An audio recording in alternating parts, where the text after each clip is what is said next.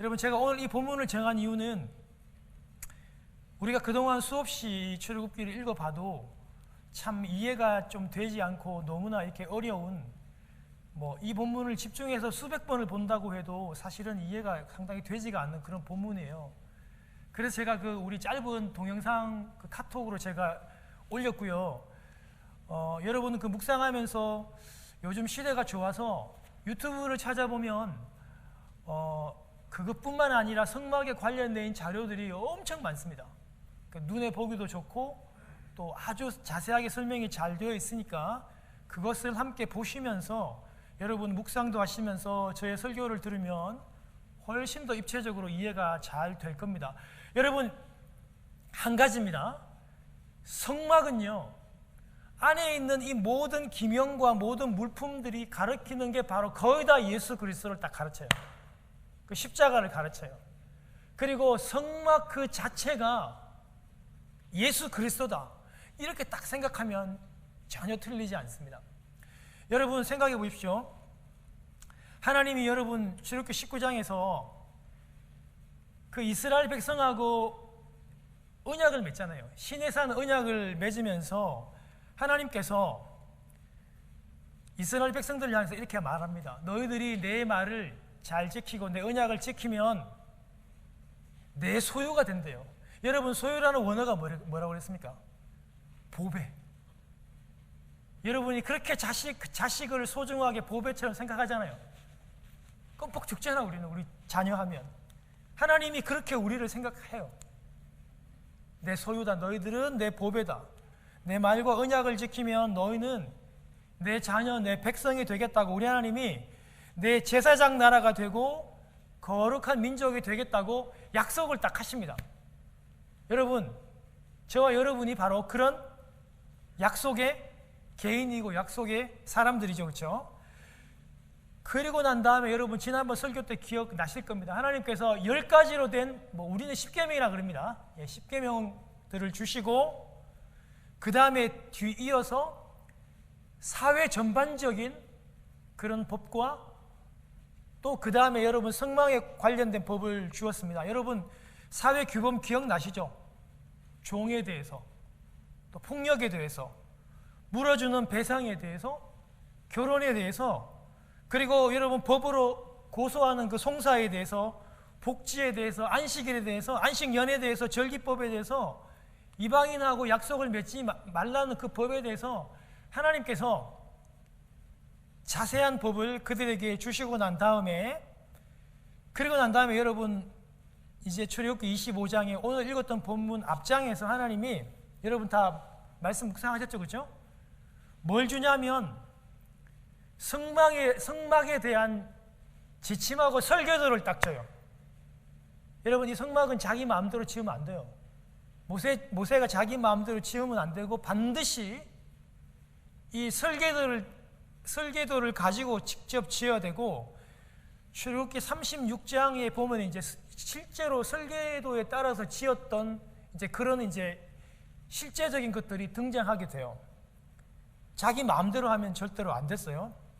그런데요, 여러분 이 성막은요, 여러분 이스라엘 백성들이 200만 명이 지금 이동을 하니까 성막이 막 대단히 큰 것 같죠? 여러분, 그런데 성막은 실제로 그렇게 크지는 않습니다. 여러분, 우리가 하나님이 거하시는 그 지성소가 정사각형으로 한 4.5m 정도밖에 안 됩니다. 여러분, 지금 제가 서 있는 우리 강단보다도 오히려 한 반 정도밖에 안 됩니다. 여러분, 성막이 그렇게 크지 않습니다. 그런데 여러분, 이 성막의 의미가 뭐냐면, 이스라엘 백성이 지금 시내산에서 하나님과 언약을 맺었잖아요, 그죠? 하나님의 그 약속과 임재가 임했는 그 시내산 그 언약을 늘 이동하면서 가지고 다니는 것이라고 생각하면 돼요. 여러분, 시내산을 가지고 다닐 수는 없잖아요. 하나님이 시내산에서 이스라엘 백성들과 함께 약속하고 언약했는데 그 큰 시내산을 가지고 다닐 수는 없잖아요. 그 하나님의 임재를, 그 약속을. 그런데 이 성막은요, 다 조립식이고 다 이렇게 이동식입니다. 그래서 그 하나님의 임재와 그 그 하나님의 그 약속이 이 성막 가운데 있고 이 성막을 늘 이동식으로 움직이면서 가지고 다닌다, 그렇게 생각하면 돼요. 오늘날 시대로 얘기하면 우리 안에 성령님이 거하시는 것과 굉장히 비슷합니다. 그래서 성막을 움직이는 시인의 산이다라고 생각하면 아주 쉽고요. 여러분, 하나님께서 그만큼 당신의 백성 이스라엘과 함께 거하시기를 원하셨던 겁니다. 그렇게 함께 하려고 우리 하나님이 그렇게 배려하시고 그렇게 사랑하셨습니다.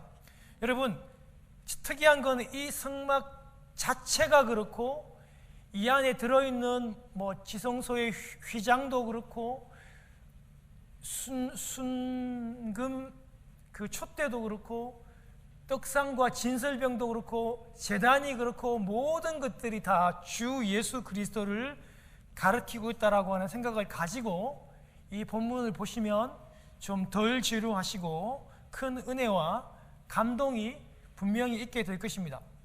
여러분, 한 해 시작했다가 창세기를 잘 오시고 재미있는 출애굽기를 잘 왔다가 많은 사람들이 이 출애굽기, 특별히 지금 읽는 이 장면에서 많은 사람들이 지루해서 그만두게 되는 경우가 굉장히 많아요. 여러분, 이런 말 들어봤죠? 하나님은 무소부재하시다.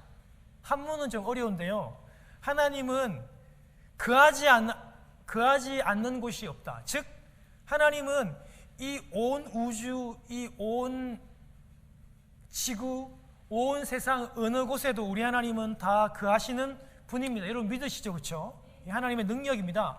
그런데 그 하나님이요, 스스로 자신을요 한정해요. 온 우주에 거하실 수 있는 그분이 스스로를, 자신을 그 좁은, 여러분 그 지성소 10규빗입니다. 10규빗이면 한 440cm니까 4.5m밖에 안 돼요. 그 좁은 공간에 하나님 스스로를 제한하시면서 하나님이 그 좁은 공간에 계시겠대요. 왜 그렇죠? 이스라엘 백성들과 만나 주시겠다고, 그곳에서 우리 하나님께서 말씀하시겠다고 하시면서 그 안에 거하시겠대요. 그런데 우리 하나님께서 그 안에 거하시는데 우리 하나님을 만나려면요, 좀 특별한 어떤 방법으로, 좀 특별한 거룩한 어떤 그런 방법으로 하나님을 만나야 되는 거죠. 여러분, 그 비밀이 바로 이 성막 안에 모든 게 다 나와 있습니다. 하나님을 만나는데 우리 하나님은 너무 거룩하시니까 죄인인 우리들이 마음대로 만나면 우리는 죽습니다. 그래서 우리 하나님께서 이런 성막이라고 하는, 우리 신약교회에는 예수 그리스도를 통해서 만나게 하는 그런 놀라운 방법들을 주셨습니다. 제가 여러분 얼마 전에 한번 예를 한번 들었죠. 여러분, 남녀가 너무 사랑해요. 너무너무 좋아요. 그래서 여러분, 이 철없는 여러분, 이 남자가 데이트를 할 때마다 모든 세상에 있는 모든 여인들은 다 꽃을, 다 장미꽃을 다 좋아한다고 그렇게 생각하고, 데이트할 때마다 여러분 꽃을 계속 100만송이를 100송이를 늘 사가서 그녀에게 줘요. 그런데 그녀는 극심한 꽃 알러지가 있습니다. 여러분, 알러지가 왜 무서운 줄 알아요? 저희는 가족 중에 우리 큰애가, 하영이가 여러분 메밀 알러지가 있습니다. 그래서 여러분, 우리 그 냉면 같은 거 먹으면 진짜 큰일 나요. 여러분, 이게 왜 무섭냐 하면 실제로 우리 아이가 학교에서 그 냉면 먹고 춘천 여러분 그 응급실에 실려갔거든요. 왜 무섭냐 하면 여러분, 알러지가 몸에 들어오면 붓고 이런 거는 괜찮아요. 두드러기 나기는 괜찮은데 몸에 들어오면서 여러분 숨을 쉬는 기도 있죠. 여기가 팽창하고 부으면 죽습니다. 여러분, 알러지가, 여러분 복숭아 알러지, 꽃 알러지가 그렇게 해서 무서운 거예요. 여러분, 이게 기도를 붓게 해서 이걸 완전히 꽉 막는 거예요. 죽을 수 있어요. 그런데 이 남자는 계속 이 꽃을 사가지고 가서, 모든 여인들은 다 꽃을 좋아한다 해가지고 꽃을 그녀에게 바칩니다. 여러분, 이게 사랑의 방법일까요? 그녀를 사망에 이르게 할 수도 있습니다. 그녀를 정말 사랑한다면 그녀의 입장에서 생각하고, 특히 꽃을 선물로 드려서는 안 되는 거예요. 마찬가지로 우리가 하나님을 사랑한다면 하나님을 존경한다면 하나님이 원하시는 방법으로, 우리가 하나님께 용서받기를 원한다면, 하나님을 만나기를 원한다면 하나님이 원하시는 방법으로 우리가 하나님 앞에 거룩한 방법으로, 거룩한 제사의 방법으로, 오늘날 이 예배의 방법으로 하나님께 나아가야 한다는 것입니다. 여러분, 예배 드리면서 하나님께 나가는 거지 우리가 드라마 보면서 하나님을 만날 수는 없어요. 그건 정말 특별한 경우에서 가능한 거죠. 우리가 원하고 좋아하는 방법이 아니라 하나님이 원하시는 그 거룩한 제사의 방법으로, 그 예배의 방법으로 우리가 하나님을 만나야 한다는 것이 바로 이 성막을 주신 하나님의 마음이고 의도입니다. 이렇게 하나님께서 내가 머물 수 있는 성막을 지어라, 너희와 만날 수 있도록 성막을 지으라고 모세에게 그렇게 부탁하고 이야기합니다. 그러면서 반드시 내가 말한 대로 해야 돼, 그렇게 당부하는데요. 하나님의 첫 번째 당부는 뭐냐면 우리 25장에 나오는데요, 마음에서 우러나오는 예물만 가지고 온 것을 받으래요. 여러분, 우리 하나님은요, 지난번에 제가 우주를 조금 설명했잖아요, 그렇죠? 우리 하나님은 그 우주의 주인입니다. 우리 하나님은 너무나도 큰 부자입니다. 너무나도 많이 가지신 분이라서, 여러분, 우리 하나님은 그렇게 째째한 분이 아니거든요. 그래서 우리에게 마음에서 우러나오는 그 예물들만 받으신다는 것을 먼저 당부하셨습니다. 여러분, 제가 오늘 한 두 가지, 세 가지 정도만 짧게 살펴볼 건데요, 성막 안에 있는 그 기구들을 제가 살펴볼 건데, 이 기구들이 누구를 가르치냐면 예수 그리스도를 가르치게 됩니다. 여러분, 성막 안에는요, 여러분 그 동영상을 꼭 보십시오. 보면 성막 안에는요, 성소가 있고 지성소가 있습니다. 지극히 거룩한 장소이고 하나님이 이 안에 임재하는 곳입니다. 지성소.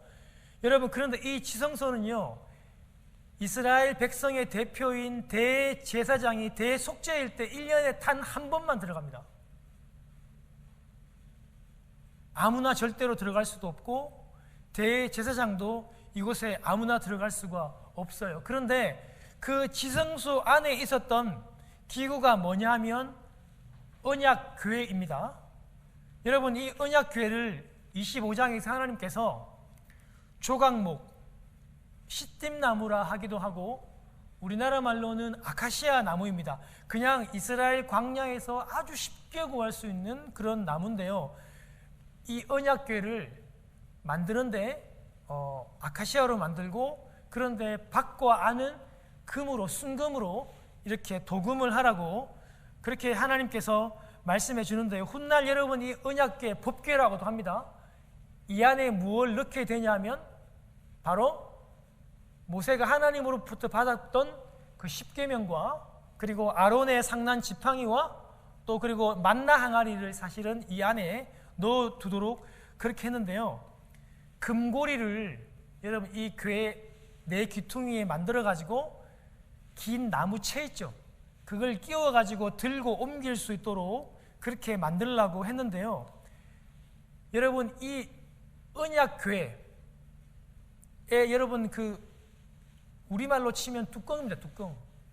그 제일 위에 언약궤를 덮는 그 뚜껑을 뭐라고 하냐면 속죄소라고 합니다. 죄를 사하는 장소라고 해서 속죄소라고 하는데요, 여러분 이 속죄소는요, 천사 두 명의 천사가 서로 날개를 펴서 마주 볼 수 있도록 한 게 바로 이 속죄소인데, 여러분 이 속죄소가 왜 중요하냐면요, 25장 출애굽기 22절에 보면 하나님께서 이렇게 말씀합니다.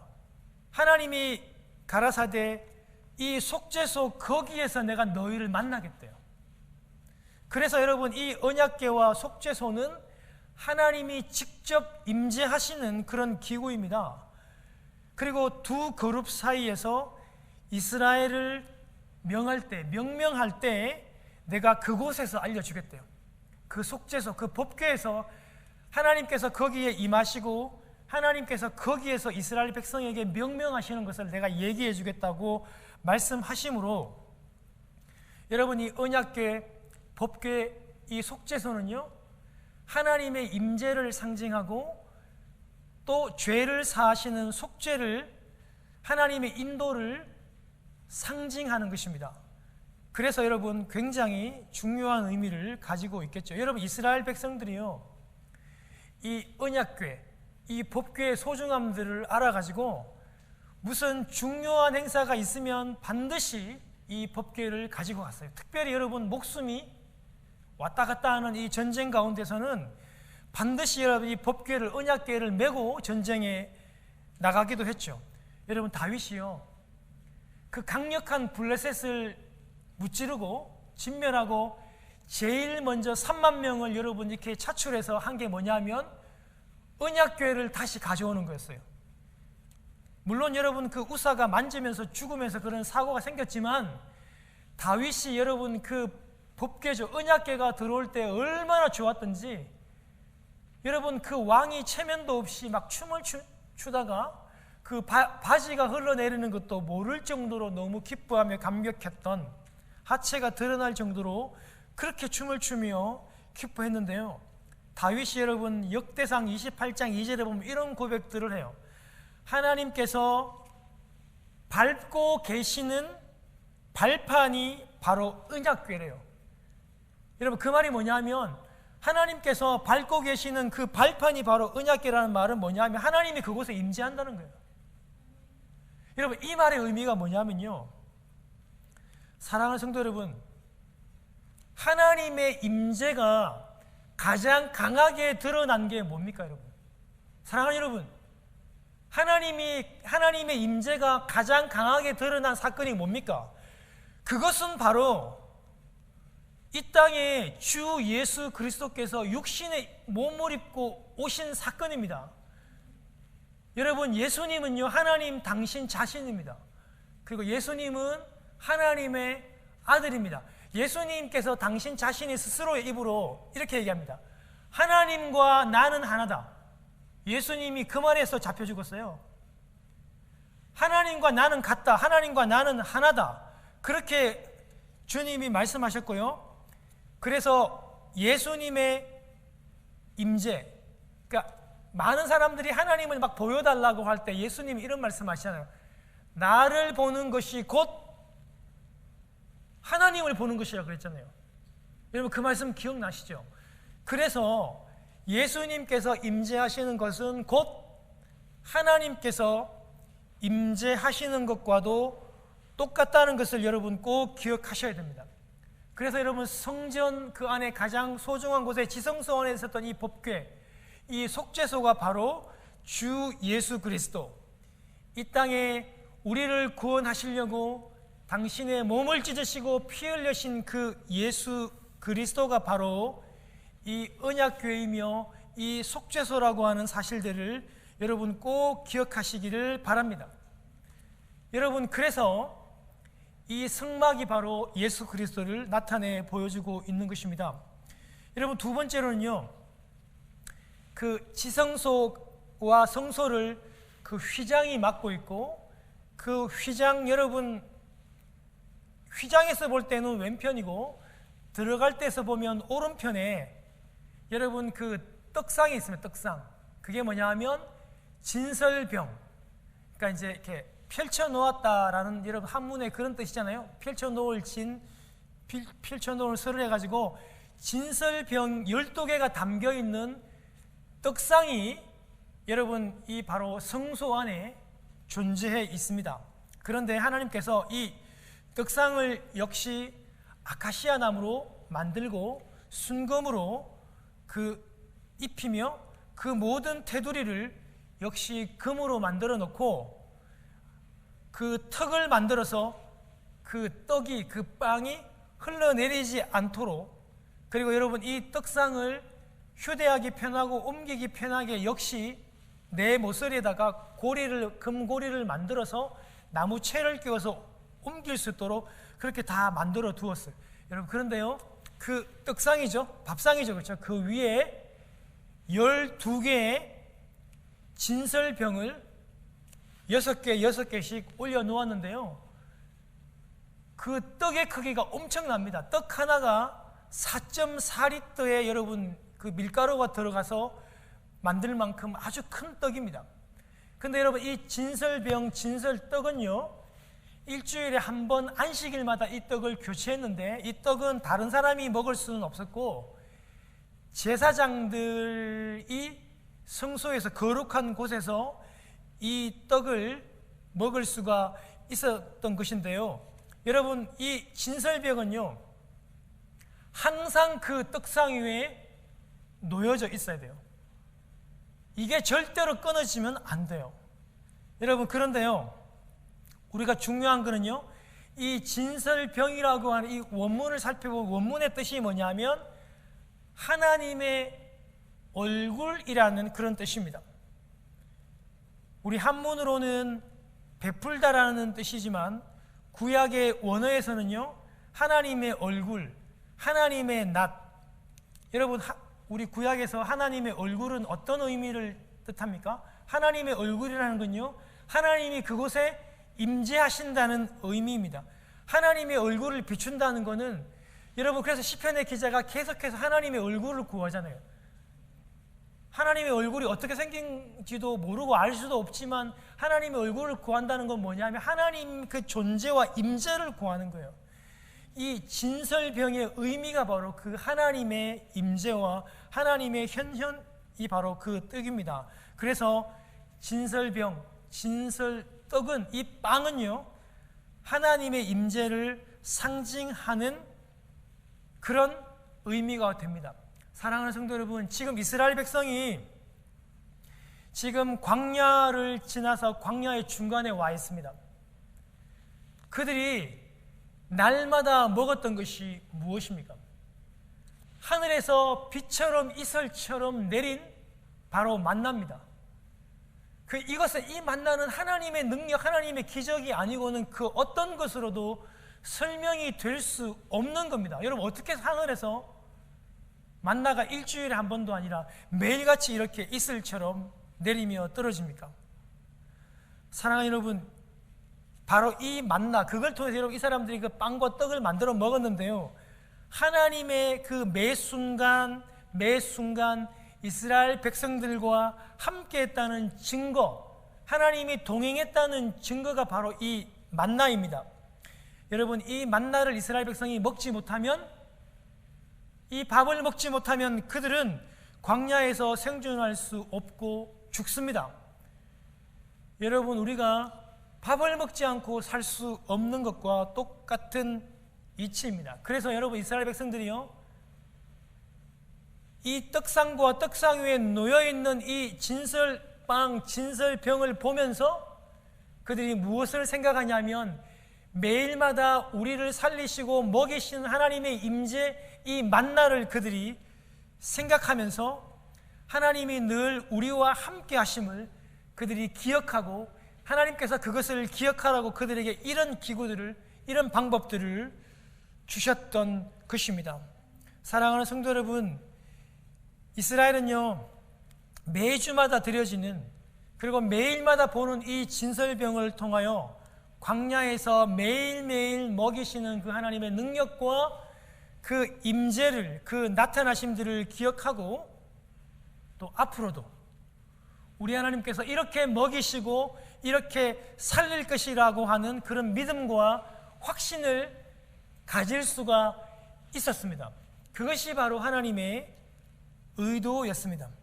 여러분, 또 한 가지는요, 이 진설병을 통해서 우리가 알 수 있는 건 뭐냐면 주님께서 직접 말씀하신 그 의미들을 우리는 이 진설병 가운데서 우리는 발견할 수 있습니다. 그게 뭐냐면 주님께서 요한복음 6장 35절에 예수님 자신을 향해서 무엇이라고 말씀하시냐면 내가 생명의 떡이래요.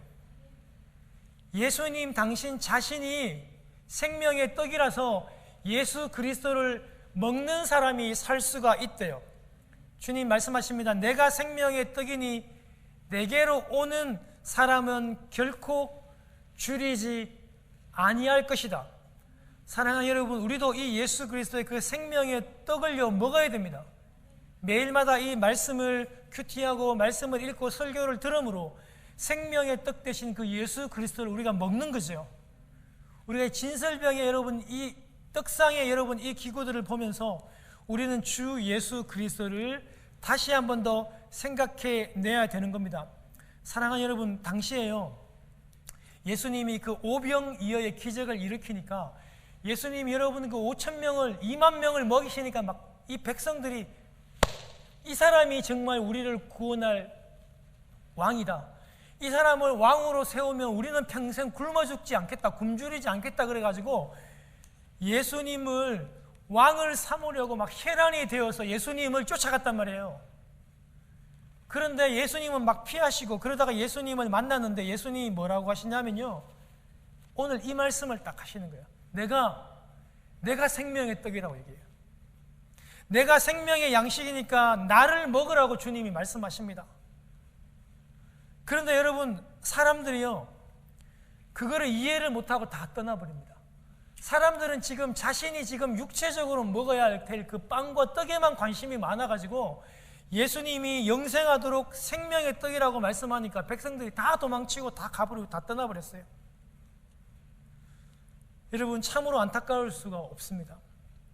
생명의 떡, 영생의 떡이신 예수님을 믿고 그 떡을 먹었더라면 아마 육신의 떡의 모든 문제도 해결되고 그들은 영원히 살 수 있는 이 영생의 문제도 분명히 해결되었을 텐데 참으로 안타까운 일이 아닐 수 없습니다. 여러분, 2000년이 지난 오늘날도 우리 주 예수 그리스도는 여전히 우리들에게 생명의 떡이 되시는 분입니다. 우리가 그 떡 대신 예수 그리스도를 먹지 않으면 우리는 결코 영생할 수 없고 우리는 죽을 수밖에 없습니다. 사랑하는 여러분, 우리가요 오늘도 그리고 내일도 매일마다 생명의 떡 대신 그 예수 그리스도를 말씀을 통해서 또 설교를 통해서 먹으면서 살아갈 수 있는 여러분 되시기를 바랍니다.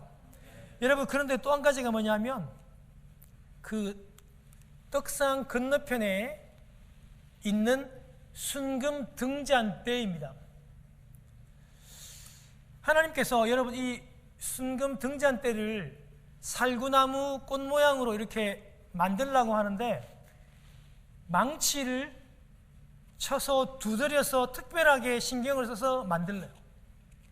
여러분 생각해 보십시오. 망치로 쳐서 꽃 모양으로 만들려면, 그 가지 모양으로 만들려면 그 8가지 7개의 여러분 그 등잔을 만들려면 이건 여간이 힘든 수공이 아닙니다. 당연히 기간도 오래 걸리고 정교하게 만들어야 되기 때문에 여러분 아주 힘들기도 하고, 여러분 실제로 여러분 이 등잔대를 완전한 순금으로 다 만들려고 그래요. 다른 거는 나무로 만들고 그 위에 여러분 도금을 입히라고 그렇게 얘기를 했잖아요. 근데 이 순금 등잔대만큼은 100% 순금이라고 얘기했고요. 여러분 25장에 보면 금 1달란트 정도를 썼다 그랬어요. 여러분 금 1달란트면 24kg이고요. 오늘날 돈으로 환산하면 암만 못해도 20억이 넘습니다. 최고로 비싸고 최고로 오랜 시간 가장 정교하게 어렵게 만드는 것이 바로 이 등잔대입니다. 왜 굳이 하나님께서 이걸 이렇게 어렵게 만들려고 하셨을까요? 왜? 그냥 우리가 여러분 주물이라 그러잖아요. 주조. 그 부어서 만들면 굉장히 쉬워요.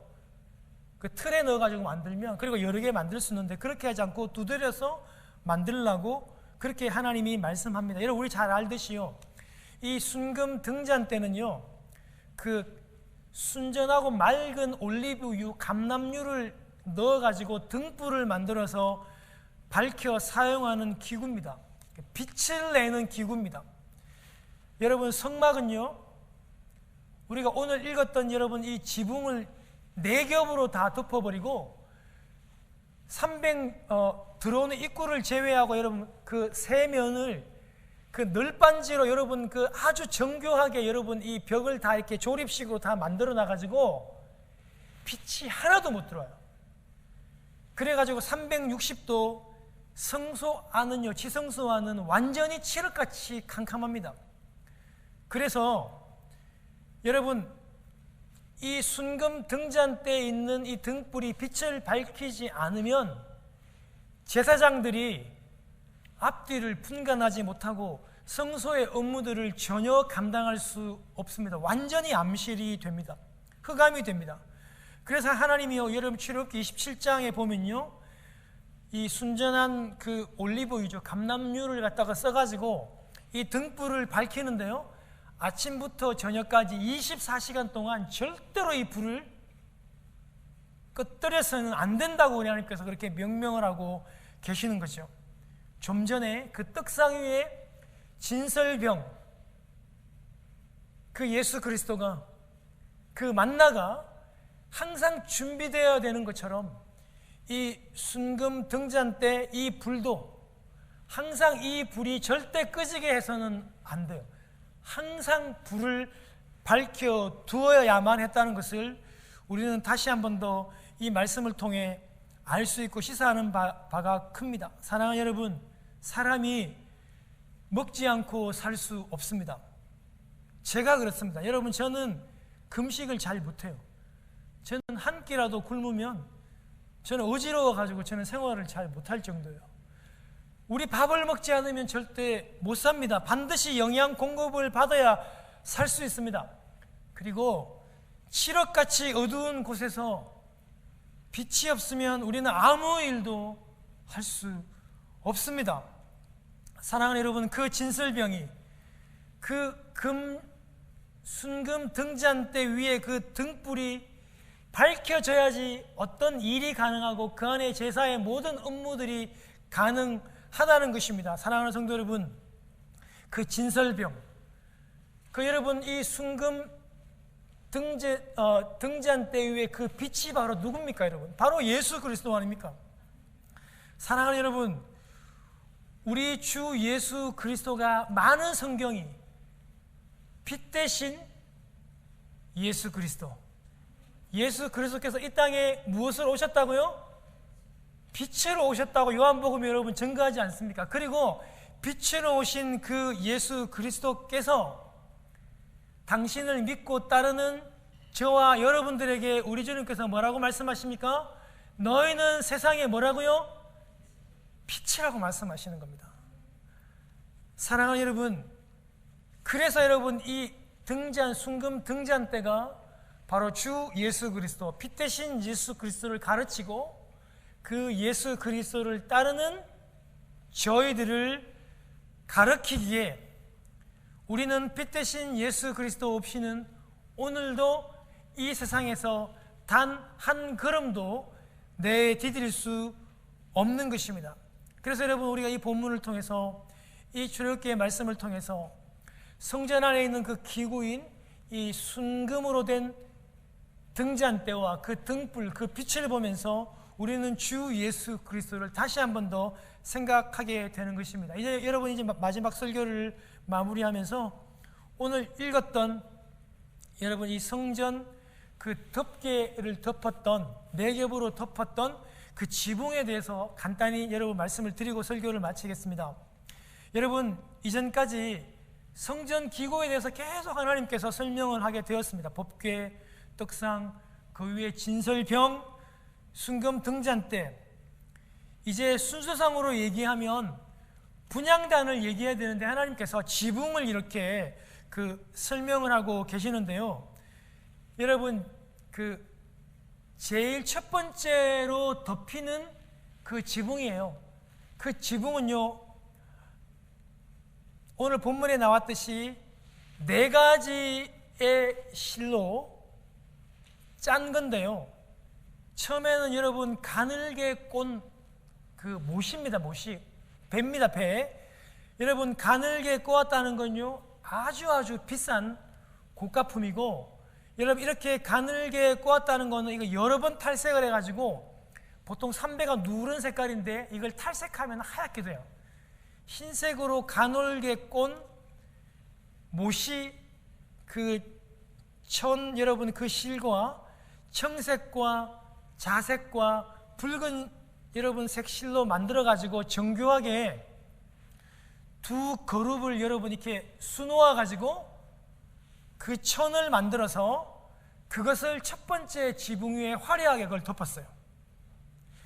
그런데 여러분 이게 오늘 본문에는 여러분 실제로 자세하게 등장하진 않지만 제가 설명을 드리면 실제로는요 이렇게 10폭으로 만들었다는 말은 뭐냐면 그러니까 10개를 만들어 가지고 그 이었다는 그런 의미가 되고요. 그 다음에 5개와 5개 폭은 고리를 만들어 가지고 그걸 다 이렇게 조립식으로 다 이었다는 그런 말이 됩니다. 여러분 엄청나게 화려하게 그 천사의 그룹을 4가지 실을 써서 아주 화려하게 그 첫 번째 그 성소의 그 천장과 그 지붕을 덮었습니다. 그 다음에 그 두 번째로 그 위에는 무엇을 덮게 하냐면 염소의 틀로 된 천을 그 위에 덮으라고 하는데요. 특별히 여러분 이 염소의 틀로는 추울 때라든지 더울 때 그 온도의 열 같은 것을 잘 감지하고 보호하는 그런 역할들을 감당했다고 해요. 그리고 여러분 세 번째로는 붉은 순염소 가죽을 세 번째로 덮었고 제일 마지막에는 오늘 본문에는 물개 아니면 해달의 가죽으로 제일 마지막 그 겉에를 이렇게 덮었는데요. 다른 번역에 보면 이것을 돌고래 가죽이라고도 해요. 여러분 해달이든 아니면 돌고래든지 간에 다 물에서 사는 동물이기 때문에 그 가죽은요 당연히 방수를 할 수 있죠. 그래서 그 비가 온다든지 아니면 낮에 그 뜨거운 그 태양으로부터 이 성막을 보호할 수 있도록 아주 단단하게 그 겉을 그렇게 덮게 되었습니다. 그런데 이 돌고래라든지 이 해달의 가죽은요 색깔이 거무틱틱합니다. 검은 색깔이에요. 그런데 그것을 제일 밖에 이렇게 덮어버림으로써 안에 있는 이 화려한 이 모든 천을 전혀 볼 수 없도록 그렇게 만들어 놓았어요. 여러분 실제로 여러분 이 성막은요 밖에서 쳐다보면 무엇밖에 못 보냐면 해달의 가죽, 어둡고 검은 그 가죽밖에는 못 봐요. 성소가 그렇다는 겁니다. 성소의 제일 표면에 있는 그 덮개는 너무나도 흠모하고 너무나 어둡고 너무나 캄캄해요. 전혀 매력적이지가 않습니다. 그러나 성소 안으로 들어가면 그 성소 안으로 들어가면 그 화려하고 아름다운 그 천장을 그들이 볼 수 있었다는 겁니다. 여러분 성막은 교회이며 성막은 예수 그리스도입니다. 교회가 그렇고 우리 주 예수 그리스도가 그래요. 밖에서는 절대로 교회의 그 풍요함과 아름다움을 볼 수 없어요. 교회 밖에서 예수 그리스도 밖에서는 그 하나님의 사랑과 그 부유하심과 아름다움을 절대로 들여다볼 수 없습니다. 그런 원리예요. 반드시 성막 안으로 들어와야 하고 반드시 예수 그리스도 안으로 들어와야만 그 하나님의 사랑과 그 하나님의 큰 풍요로운 사랑들을 느낄 수가 있다는 것을 여러분 꼭 기억하시기를 바랍니다.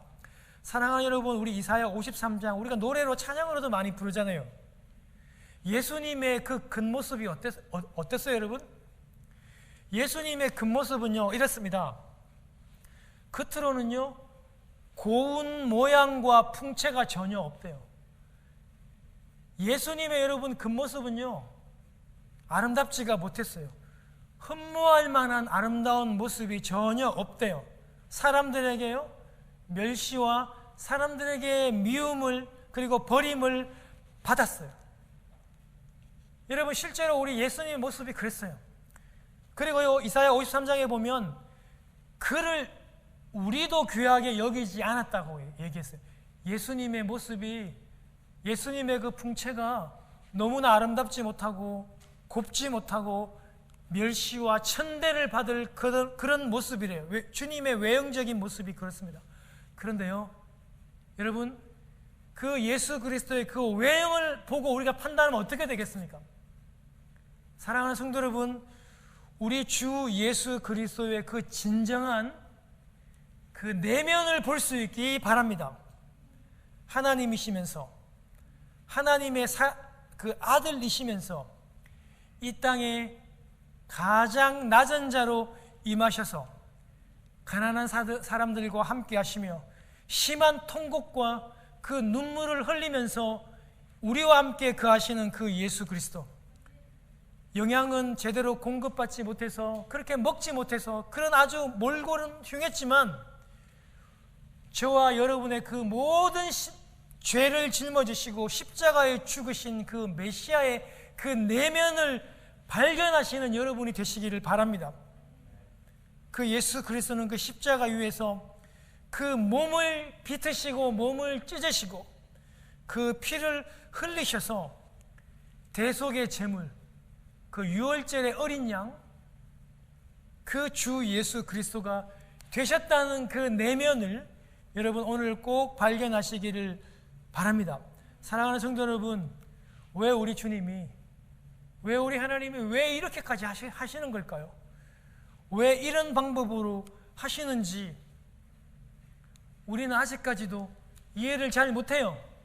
왜 그런 방법을 통해서 우리를 구원하시는지, 왜 우리를 사랑하는지 우리는 아직도 이해를 잘 못하겠어요. 다만 중요한 것은 나를 위해서 몸을 찢으시고 나를 위해서 피를 흘리신 그 예수 그리스도를 우리의 마음으로 믿고 인정하고 우리의 입으로 시인하고 믿어야 된다는 사실입니다. 사랑하는 여러분, 중요한 것은요, 여러분 그 주 예수 그리스도를 다 믿으십니까? 믿으십니까 여러분? 믿는 사람이라면 반드시 내면에 그 믿음으로 인하여 외형으로 그 믿음의 행동이 나타나야 한다는 사실입니다. 드러나야 한다는 사실입니다. 그것이 진짜입니다. 예수 생명이 내 안에 살아있으니까, 예수의 능력이 내 안에 살아 움직이니까 내 행동이, 내 외면이 그렇게 드러나야 한다는 것입니다. 사랑하는 여러분, 그것이 진짜입니다. 그것이 성도이고 그것이 제자입니다. 사랑하는 성도 여러분, 내 안에 이 예수의, 내 내면에 예수의 생명이 살아 움직이고 내 안에 이 예수가 살아나고 내 자아는 완전 죽어서 오직 예수만 살아나서 내 행동이 예수 그리스도만 높이는 그런 놀라운 일들이 우리 삶 가운데서 일어나야 한다는 것입니다. 사랑하는 여러분, 그것이 바로 이 어려움 속에서도 우리가 믿음을 지키고 또 예배를 드리는 것입니다. 그리고 우리 날마다 좀 하기 싫고 어렵지만 말씀을 묵상하고 말씀을 읽고 기도하고 그렇게 살아가는 삶이라는 것입니다.